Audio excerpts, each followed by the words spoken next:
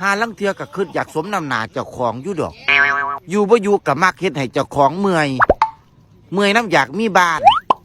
เมื่อยน้ำอยากมีรถเมื่อยน้ำหาแนวใส่ปากใส่ท้องเมียน้ำหาเงินใส่หนี้คันมื้อใดคิดว่าสิเศร้าเมื่อยก็ย่านเจ้าของอดตายคันตายไปแล้วก็ย่านผีหลอกตั้งแต่กี้ตะก่อนก็คือจังบ่เมื่อยปานนี้บุ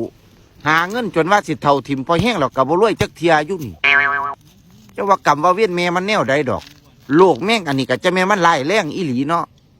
โลกซับจาง